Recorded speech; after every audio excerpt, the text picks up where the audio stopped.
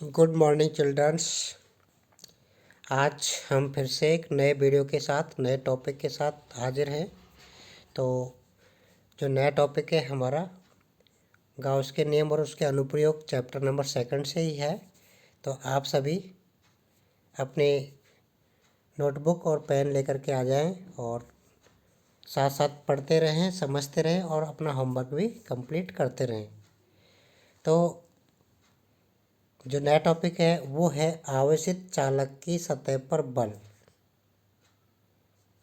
Force on the surface of charge conductor. जो आवेशित चालक है उसकी सतह पर कितना फोर्स होगा, ये हम इस वीडियो में आपको बताएंगे प्रूव करके। तो ध्यान से पूरे वीडियो को देखें और चैनल को लाइक सब्सक्राइब ज़रूर कर लें। तो सबसे पहले बात करते हैं, किसी चालक को दिया गया संपूर्ण आवेश कहाँ होता है? उसके पृष्ठ पर वितरित हो जाता है। ये क्लियर है।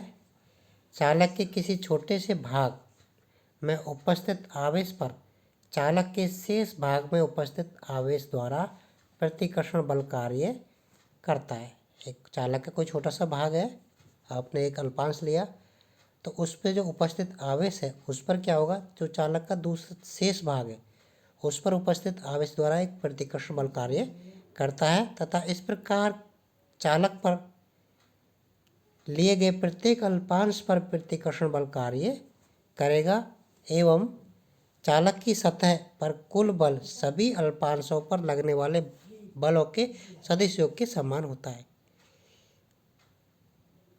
इस कारण जो आपकी आवेशित चालक की पृष्ठ है वो बाहर की ओर एक दाब अनुभव करती है, क्योंकि उस चालक पर प्रत्येक जो अल्पांश है, छोटे छोटे टुकड़े, उन सभी पर क्या होगा, एक प्रतिकर्षण बल लगेगा, जिससे क्या होगा, उस चालक की जो पृष्ठ है, आवेशित चालक की जो पृष्ठ है वो बाहर की ओर एक दाब अनुभव करती है। क्लियर है। इसके लिए आपको क्या करना है, माना एक चालक की सतह है, इसके पृष्ठ पर जो पृष्ठ आवेश घनत्व सिग्मा है, हम ठीक चालक के बाहर एक एवं ठीक अंदर, एक तो चालक के बाहर और एक चालक के अंदर, चालक के सापेक्ष दो सममित बिंदु क्रम से P1 और P2 पर विचार करते हैं, जो आपको इस चित्र में दिखाई दे रहा है। ये दो बिंदु हैं, एक तो आपका है P1 और एक है आपका P2, जो इस चालक की सतह के बाहर है ठीक, और एक चालक की सतह के ठीक अंदर है।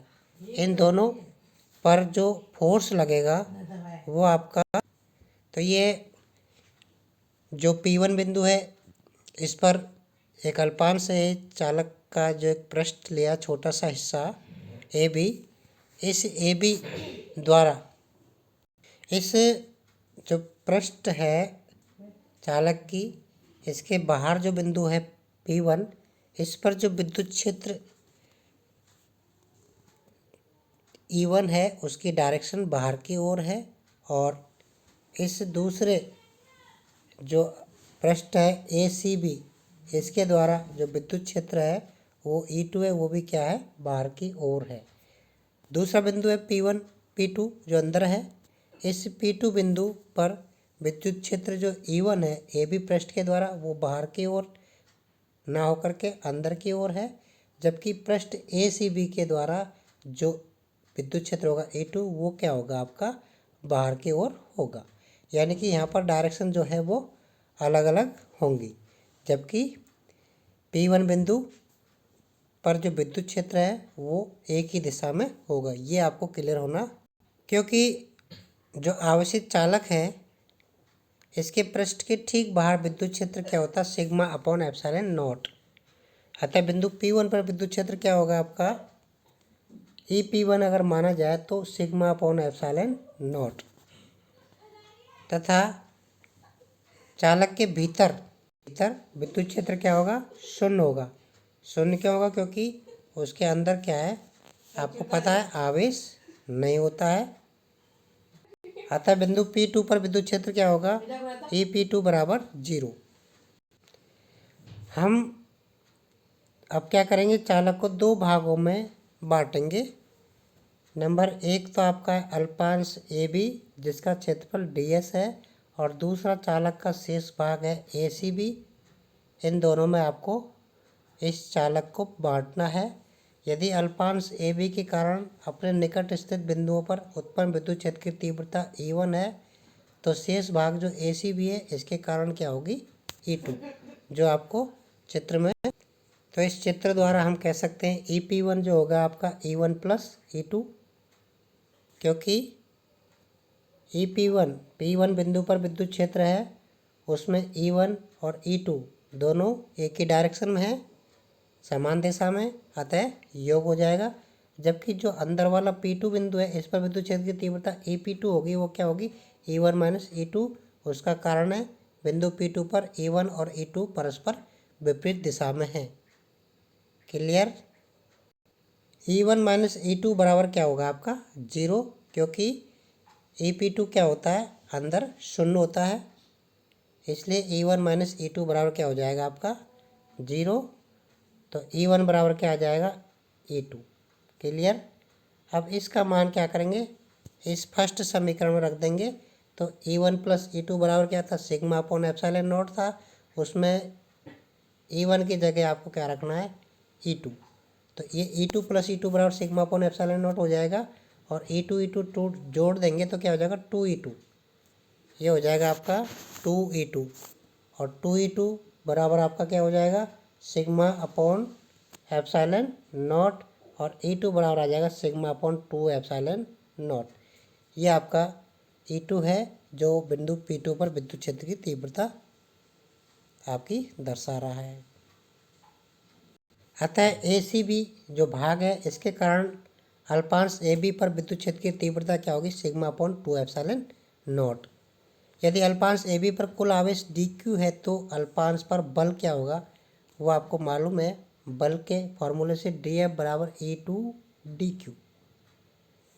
E2 का मान यहाँ लगा देंगे, सिग्मा अपॉन 2 एप्सिलॉन नॉट, ये आपका DQ, और DQ जो है टोटल चार्ज क्या है वो सिग्मा DS के बराबर है। DS पृष्ठ क्षेत्रफल है, सिग्मा पृष्ठावेश घनत्व है। तो DF बराबर क्या हो जाएगा? Sigma square upon 2 epsilon not, और DQ का मान हो जाएगा DS सिग्मा DS, तो सिग्मा सिग्मा मल्टीप्लाई किया सिग्मा स्क्वायर। या इसको हम बात करें E में, तो आपको मालूम होना चाहिए E बराबर क्या होता है? Sigma upon epsilon not. तो सिग्मा बराबर हो जाएगा एप्सिलॉन नॉट E, तो ये हो जाएगा 1/2 epsilon naught E square DS। इसमें सिग्मा का मान यहाँ से रख देंगे। संपूर्ण पृष्ठ पर लगने वाला बल, अब आपको टोटल पृष्ठ पर लगने वाला बल निकालेंगे, तो क्या करेंगे? समाकलन कर देंगे इसको। F बराबर समेशन ऑफ संपूर्ण पृष्ठ sigma square upon 2 epsilon not DS, ये लिख सकते हैं, या इंटीग्रेशन ऑफ संपूर्ण पृष्ठ epsilon naught E square upon 2 DS। दोनों ही आपके टोटल जो पृष्ठ है उस पर लगने वाला बल को प्रदर्शित करेंगे। तथा पृष्ठ के एकांक क्षेत्रफल पर बल या दाब क्या होगा आपका? आपको पता है दाब P बराबर DF अपॉन DS, एकांक क्षेत्रफल पर लगने वाला बल, और DF बराबर आपको पता है ये निकाला हुआ sigma square upon 2 epsilon not. DS से DS आपका कट गया, या फिर लिख सकते हैं 1/2 एप्सिलॉन नॉट E स्क्वायर। अगर आपको E में देना है तो सिग्मा का मान लगा देंगे एप्सिलॉन नॉट E। क्लियर है? तो ये आपका क्या आएगा, इस सतह चालक की जो आवश्यक सतह है उसके द्वारा लगने वाला जो दाब है वो बाहर की ओर कितना होगा?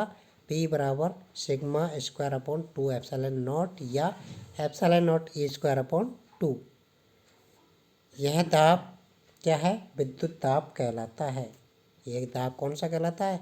विद्युत दाब। क्लियर है सभी को? P बराबर DF अपॉन S से आया है, और DF का मान हमने पहले निकाला है sigma square upon 2 epsilon not DS। D S से आपका डी एस कैंसिल हो जाएगा, तो 1 यहाँ सिग्मा का मान लगा दे तो 1/2 एप्सिलॉन नॉट ई स्क्वायर आपका आ जाएगा। ये आपका टोटल जो दाब है वो इस आपसी सतह के कारण हो गया। बल निकाला, बल से आपका दाब निकला है, तो ये दाब का व्यंजक है। क्लियर आपको आ जाना चाहिए। Thank you. और कोई प्रॉब्लम हो तो आप स्कूल में आकर के संपर्क करें या मुझे क्वेश्चन करें, कॉल करें। मेरा नंबर है 9784772147। Thank you.